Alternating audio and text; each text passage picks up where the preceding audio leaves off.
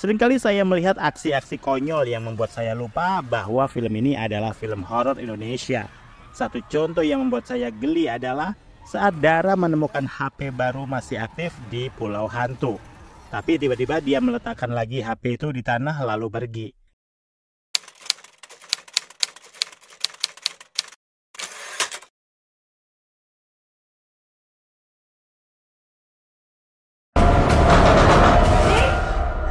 Salam sinema sahabat sinemalogi.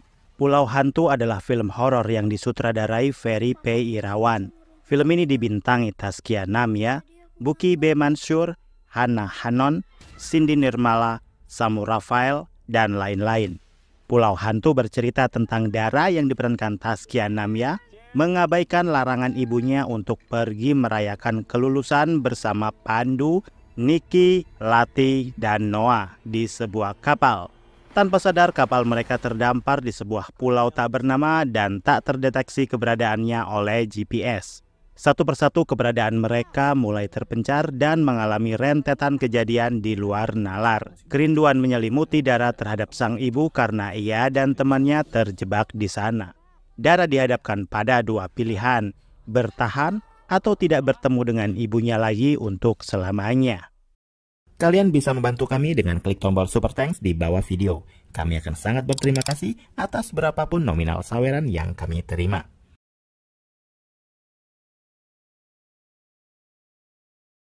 Film Pulau Hantu adalah remake dari film berjudul sama tahun 2007. Versi aslinya adalah horor receh seru-seruan dan banyak lucunya dengan editing khas era itu. Hantunya juga sebenarnya tidak ikonik walau pas ngagetin selalu mangap. Jadi di versi terbaru ini, hantu mangap itu jadi jualannya. Di tahun 2007, Ricky Harun and the Gang sedang populer. Jadi film Pulau Hantu laris sampai punya 2 sequel. Dan jujur saja memang film ini nggak ada ceritanya. Pokoknya penuh adegan hedon lalu tinggal nebak siapa yang mati, siapa yang bertahan. Syukurlah formula itu ditinggalkan. Di versi baru ini semua aspek mengalami peningkatan. Backstory hantu malah diceritakan detail, tokoh-tokohnya juga lebih serius, tidak cengengesan, sinematografi kerasa horornya, dan tentu saja efek visual yang lebih baik. Tapi kekurangan paling kentara adalah naskahnya yang tidak nendang. Saya merasa cerita yang disuguhkan di Pulau Hantu masih sangat mentah. Ada kesan terlalu terburu-buru. Kita hanya disodori sekelumit kisah Dara dengan ibunya yang nampak jelas bermasalah. Namun latar belakangnya tidak dijelaskan kenapa begini dan begitunya. Apalagi karakter lain yang tahu-tahu udah ada di atas kapal, party-party merayakan keberhasilan mereka menyelesaikan kuliah. Sebagai penonton, saya nggak terlalu tahu siapa Niki, siapa Lati, siapa Pandu. Mungkin Noah digambarkan sebagai pacar Dara, namun justru saya tidak merasakan ada chemistry ke arah situ. PDKT-an bisa jadi, tapi tetap aja aneh. Seorang yang lagi deket atau sudah pacaran malah ngajak berpencar untuk mencari tahu hal-hal yang belum tentu aman, alias membiarkan pacarnya jalan sendirian. Padahal Noah di film ini digambarkan sebagai sosok anak orang kaya yang berwawasan dan memiliki pengalaman hidup yang lebih banyak dari anak kuliahan seumurnya. Sekali lagi, karya penulisan skenario dari Erwanto Alfadula sudah keteteran di awal film. Bau-baunya mengulang kembali nasib kereta berhantu yang menurut saya alur ceritanya nggak bagus. Sangat jauh saat dia menulis di ambang kematian yang lebih kompleks dan padat. Semua karakter di film ini nampaknya sadar bahwa keberadaan mereka menjadi subjek di film ini sangat jelas. Sehingga logika-logika yang nggak perlu mereka jelaskan secara lisan pun harus terpaksa mereka dialogkan sehingga seakan-akan menjawab kejanggalan karakter masing-masing. Ibarat kata, kayak sebelum penonton bertanya-tanya, sudah dijawab duluan di beberapa adegan.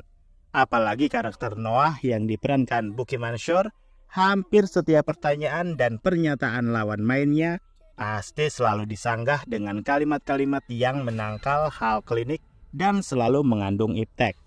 Meski selalu mengandalkan logika, namun jatuhnya kayak memaksakan.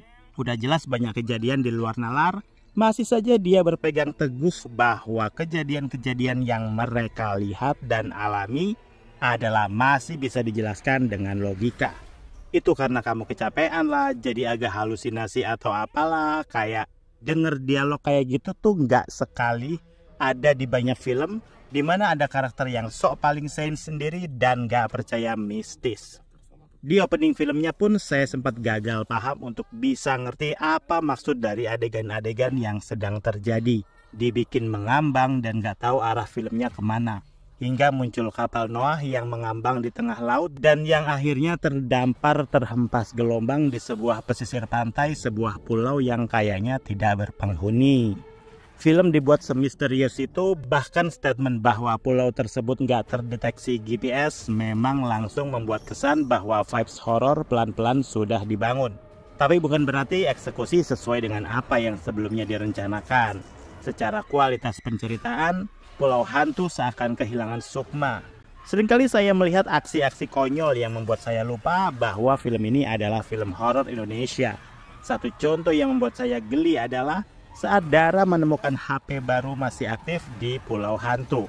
Tapi tiba-tiba dia meletakkan lagi HP itu di tanah lalu pergi. Saya pusing melongo melihat itu. Para tokoh pendukung dengan karakter tipis membuat penonton susah bersimpati pada mereka. Meski sepertiga akhir, film menjadi lebih menarik karena bobot drama yang kental, terutama saat menyorot rasa penyesalan Dara. Di sepertiga akhir ini juga menjadi tempat adegan-adegan yang paling ditunggu, yaitu gore sampai adegan klimaks. Eksekusinya sudah bagus dan dramatis. Ada isu kesehatan mental yang disisipkan di sini, tapi sayang terasa hanya sebagai pelengkap dan pemanis cerita saja. Dua penampilan yang memuaskan adalah Taskia Namia sebagai Dara dan Amanda Green sebagai hantu Mala. Sisanya tipikal remaja marah-marah dalam satu kelompok di film-film horor pada umumnya. Pada akhirnya, film Pulau Hantu 2024 memang mengalami peningkatan kualitas secara signifikan dibanding versi 2007. Vibes-nya jauh beda dengan yang dulu. Tidak ada adegan pantai bikini receh seperti dulu. Tapi kalau disuruh nonton lagi, saya memilih menonton sepertiga akhirnya saja. Demikian video reaksi dari film Pulau Hantu yang tayang di bioskop. Silakan like, komen, dan subscribe kanal ini. Cek juga akun-akun media sosial Sinemalogi. Dan jangan lupa bersinema dahulu, berbahagia kemudian.